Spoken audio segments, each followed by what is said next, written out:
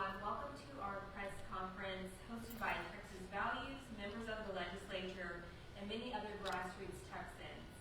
Women's privacy and dignity is a non-negotiable. It is common sense to provide a safe, separate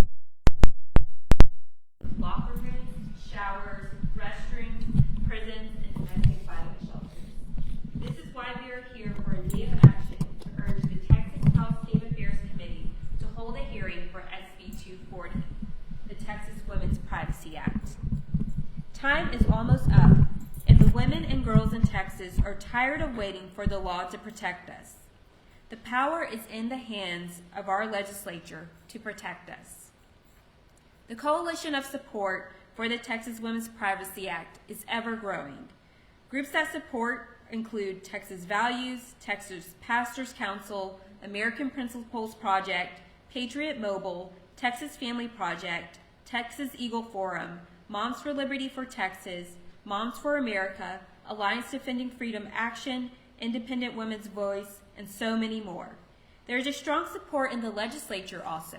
SB 240 has already passed in the Texas Senate, and the House version, HB 239, had over 80 co-authors and sponsors for that bill. Today you will hear from the leaders in the legislature who understood the need for legislation to protect women and girls.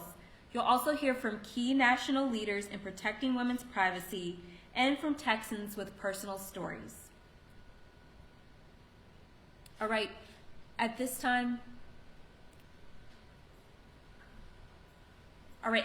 we'll go with our first speaker from the national perspective, Peyton McNabb.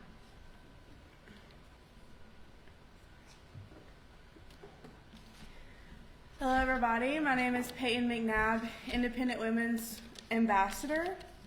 I'm from Murphy, North Carolina, and I have unfortunately had to deal with the gender ideology push more than once. I was permanently injured in a high school volleyball game my senior year when I was 17 years old. My life changed forever during that game when I was spiked in the face by a biological male competing on the girls' team. That hit left me with a traumatic brain injury, vision problems, and partial paralysis. But the scars that hurt the most weren't physical, they were emotional. Since that moment, I've been speaking out for girls who deserve the same safety and fairness I was denied. I've faced threats, backlash, and attempts to silence me, but I've also found strength and truth. While attending Western Carolina University, I found myself in another battle, this time for my right to speak freely. I confronted a grown man in a dress in a women's bathroom, and instead of the school standing with me, I was kicked out of my sorority. I was threatened with expulsion and being charged with sexual harassment, all because I stood up for women.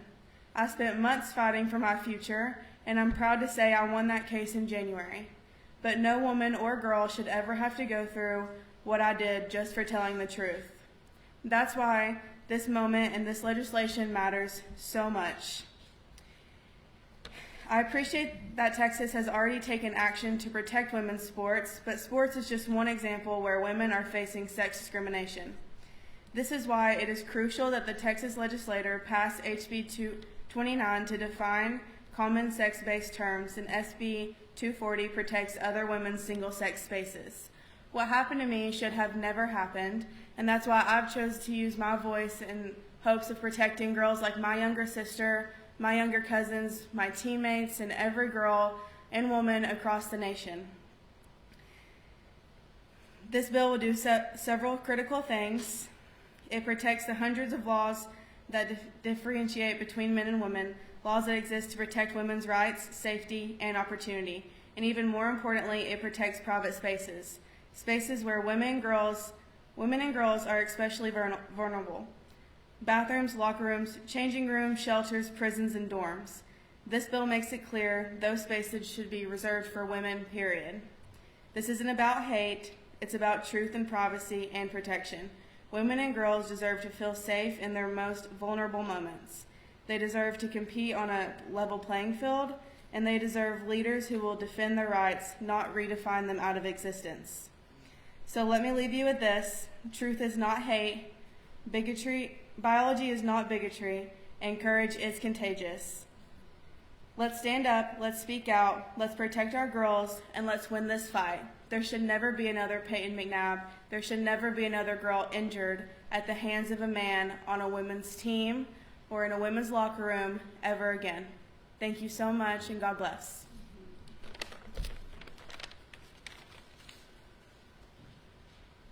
Next, we will hear from another ambassador from Independent Women's Voice, Amy Achikawa. Good morning. My name is Amy Achikawa. I'm the Executive Director of Woman to Woman. I'm also an ambassador for the Independent Women's Forum. I'm a survivor of incarceration who's seen the system from inside out. I'm here today in strong support of Texas's HB 229 and SB 240, bills that simply affirm biological reality, that sex is immutable and meaningful, and that women have rights to safety, dignity, and recognition in law and policy. Let me be clear, this is not about hating anyone, nor am I minimizing the impact of crimes committed by the incarcerated. This is about protecting everyone, especially the most vulnerable, and few people are more vulnerable than incarcerated women. When you're locked in a cell, you cannot leave, you cannot opt out, you cannot escape the consequences of your own actions that led you to prison. There's also no escaping the fallout of policies made by people who will never experience their impact. I come from California, where we've lived through the catastrophic consequences of gender politics like Senate Bill 132. This bill allows anyone in custody, some with intact male genitalia and criminal histories including rape, to self-declare a gender identity and transfer into a prison of their preferred gender. No surgery is required, no hormone therapy, no medical or psychological diagnosis, just words. It sounds like fiction, but it's not. I've walked the prison yards where this has become reality. I speak to the women who are forced to shower, sleep, and share trauma recovery groups with men who still present and behave like men on a daily basis. These are women with long histories of being abused, women who are trying to heal and rehabilitate, yet they're being re-traumatized, violated, and silenced under the guise of inclusivity. We were told these transfers were rare. They weren't. We were told there would be no incidents. There were and are. But because of stigma and the fear of retaliation, many of these women suffer in silence, while our lawmakers pat themselves on the back for their compassion. Texas, you have the chance to do what corrupt California won't do. You have a chance to stop this before it starts. HB 229 and SB 240 do not ban anyone from living however they want, but they do say that biology matters when it comes to intimate spaces, prisons, shelters, sports, and safety. As someone who spent years fighting for the humanity and healing of incarcerated women, I urge you to understand defining sex in law is not discrimination, it's protection. Pretending sex doesn't matter may earn applause in elite circles, but on the ground, in cells, in shelters, in locker rooms, the cost is paid by women and girls who can no longer afford to be ignored. I'm not saying trans people shouldn't be harmed. I am saying women shouldn't be harmed either.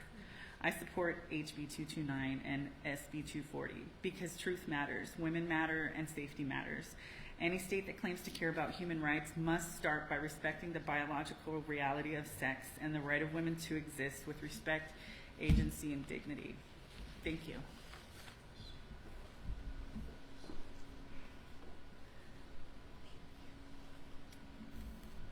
We have a number of individuals, women and girls, who have experienced from personal experience of men being in their private spaces.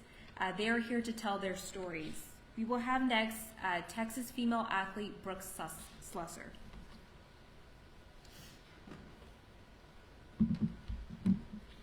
Hi everyone. Thank you so much for having me today.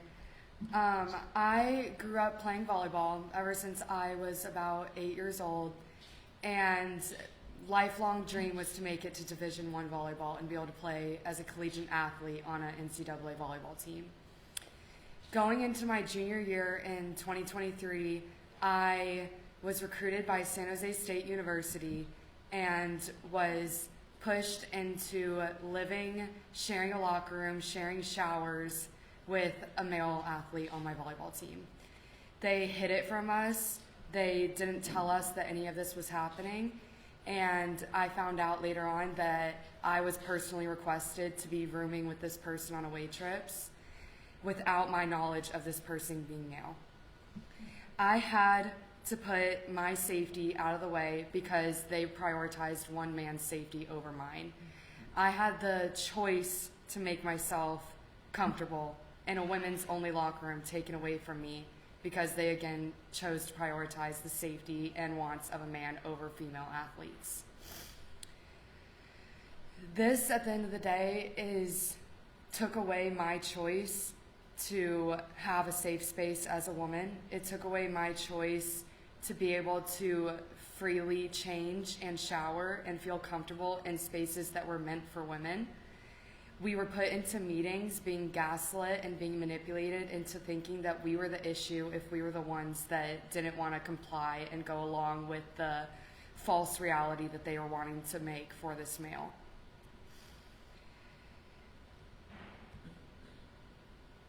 In support of SB 240, it's so important that we protect what we've made for women with safe spaces, locker rooms, showers, gym locker rooms, jails, all of these places, because these spaces were meant for women.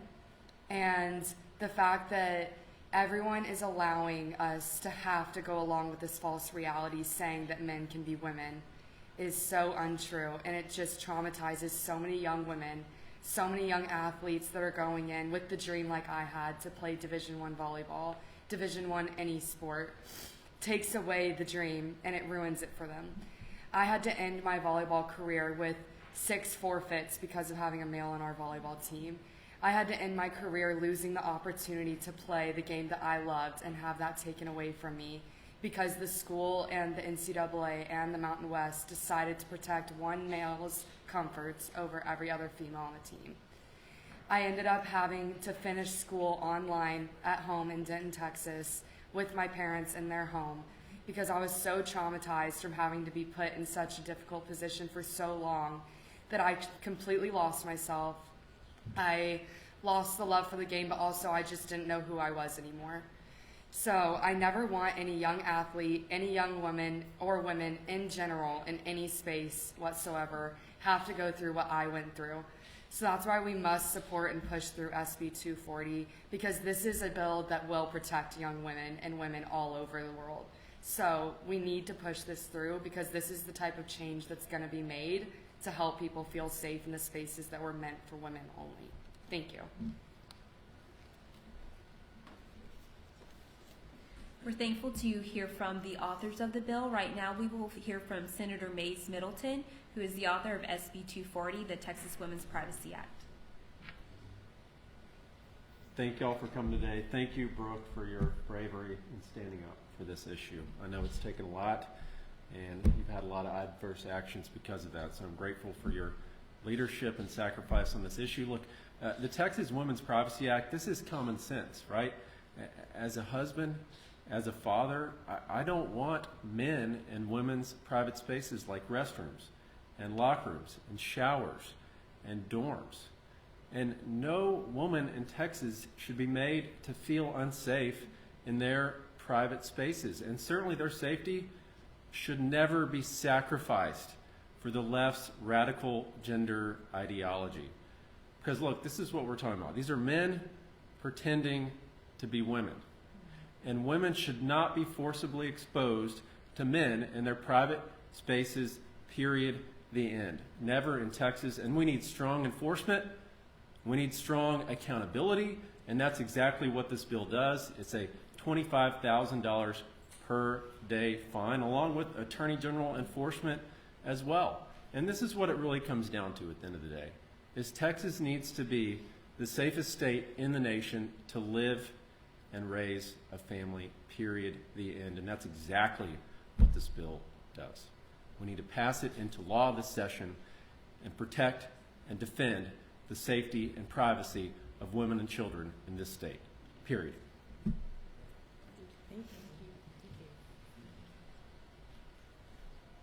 Thank you, Senator Middleton. Right now we will hear from the mother of Brooke Slessor. She will tell her point of view on Brooke's story.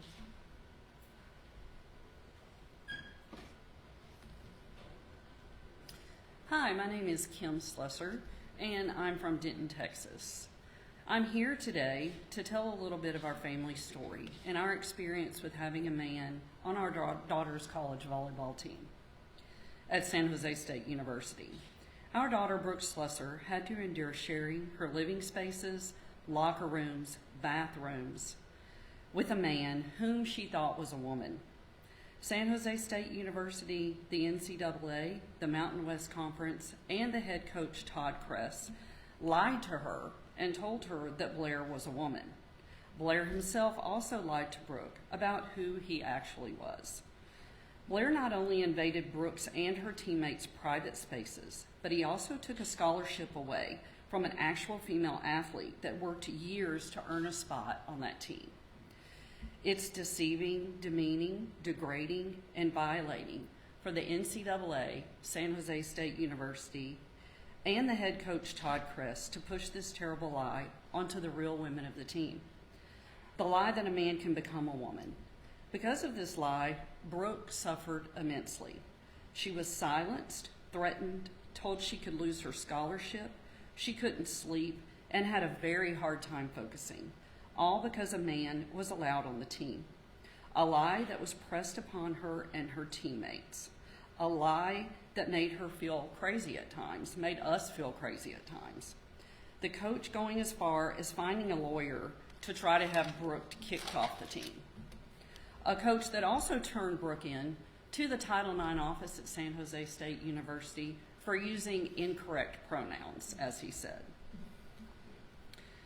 Once Brooke joined the Riley Gaines lawsuit against the NCAA in September of 2024, Brooke's online harassment in elevators in her apartment building, and harassment on campus were elevated. We were incredibly concerned for her safety, all because a man was allowed to be on her team and in her spaces. All of this continuous gaslighting and threats made her and our family feel helpless at times. Saying that, though, and because of our faith in Jesus Christ, we know that we're speaking truth and continue to stand on God's word. I'm beyond proud of our daughter and all of the women here standing up for the truth. That men cannot turn themselves into women just because they say they are women. Women must continue to fight for our private spaces, separated sports categories, separated locker rooms, fair play, and all around safe spaces. We are here to tell our story to make sure that what happened to Brooke and to all of her teammates doesn't happen to future female athletes. We have to protect women's spaces here in Texas, unlike they did at San Jose State University and in California in general. The Texas House must have a hearing for the Texas Women's Privacy Act and pass it soon. Thank you.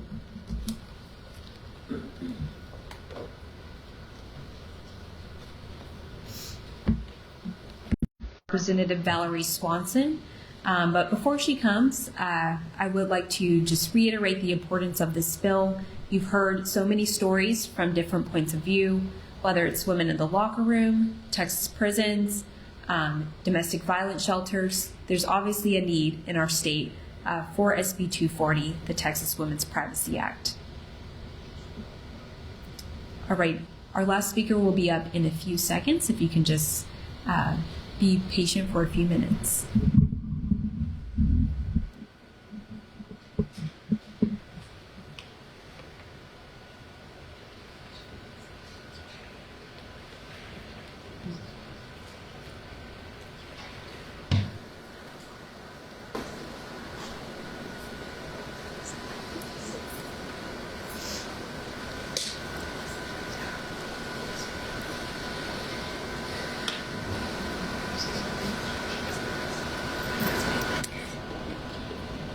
While you were here, we would also like you to know that today's press conference is a part of a larger effort for the Women's Privacy Day of Action. And so many of the people here today are here to advocate, visit offices in order to promote the Texas Women's Privacy Act.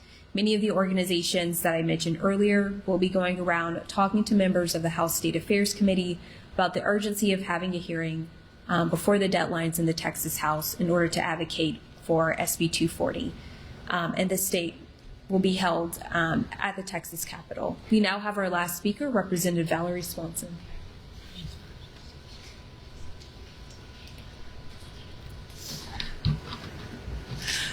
Hi, I'm State Representative Valerie Swanson from District 150. I want to thank all of you for coming, and I want to thank Texas Values and Mays Middleton, Senator Mays Middleton, for fighting on this issue. And it is just amazing to me that it is still not against the law in Texas to use any restroom you want. You don't have to be dressed as the opposite sex. You don't have to claim you are the opposite sex. Any man here can go in any restroom they want, any woman in any restroom they want. In any state building, we need to change the laws. Some people think because we passed the bill that often got called What is a Woman bill, which was great, we needed to make those definitions. Now some people think we're in good shape, but now we need to use that as a framework to actually pass bills that force building owners, state building owners, and schools to do something about it. There is still nothing, even if everything passes, it has passed so far, there's nothing with a man in a college dorm or in your 14-year-old daughter goes on the band trip, has to spend the night with a guy who claims to be a girl. That is just wrong. The Texas Women's Privacy Act has over 83 authors, well, including myself. It's 76 is all it takes to pass a bill, but I have not been able to get a hearing in the Texas House. I've asked and asked, have all these co-authors and joint authors, and the bill went to the committee called State Affairs, just been left to die. I asked and asked the author many, many times for a hearing, have asked the speaker many times, have not been able to get one. When Senator Middleton's bill came over from the Senate, the companion bill, spent all weekend with other representatives and myself asking that that bill be referred to another committee. There were other committee chairs who did want it and actively asked that it be referred to their committee where it would have fit legally.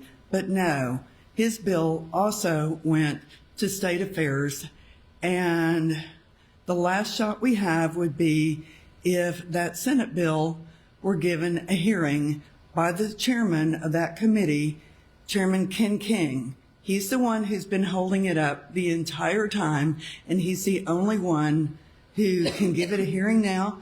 He could add it on, suspend the rules, add it on to the meeting this week and give it a hearing, or he could have a hearing next week, but then he would have to immediately take the vote and have his clerks really rush to get it to the floor, and we would have to have cooperation to get it on the calendar immediately. So we are right down to the deadline, and I think that we all need to ask Chairman Ken King and ask the Speaker again to protect the women and girls in Texas, and don't let this bill die. Thank you.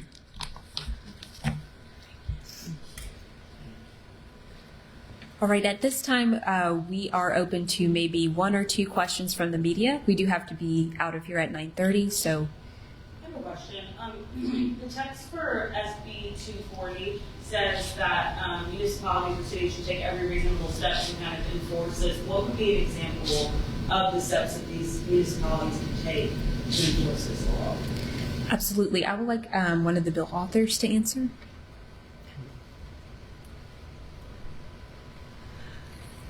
The bill wisely puts the onus on the supervisors, the entities that are in charge of all these government buildings, and says they must have a policy and they must enforce it. So that would be it would be up to them how they would enforce it and exactly what their policy would be. But in multi-use restrooms, showers, locker rooms, dorm rooms, etc., prisons, it covers domestic violence centers, covers also like our girls' juvenile centers. None of them are protected from having men right there in their rooms, in their showers, and it would be up to each of them, and that's where the responsibility would be, and the state would go after them if they did not follow that.